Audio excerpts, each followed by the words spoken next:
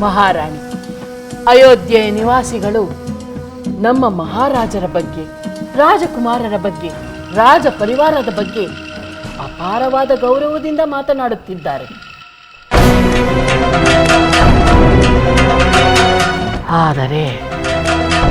ಆದರೇನು ಮಂಥರೆ?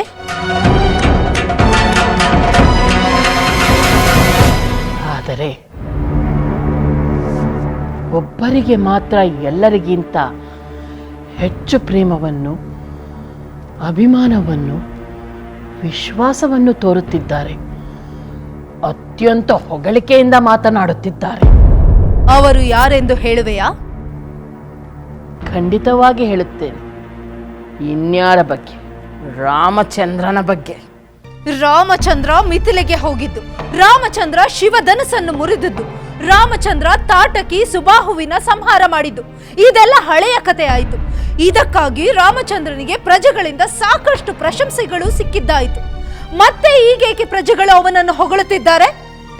ಈಗ ಹೊಗಳುತ್ತಿರುವುದು ರಾಮಚಂದ್ರನು ತಾನು ಏಕಪತ್ನಿ ವ್ರತಸ್ಥನಾಗಿರುತ್ತೇನೆಂದು ಮಾಡಿರೋ ಪ್ರತಿಜ್ಞೆಯ ಕಾರಣದಿಂದ.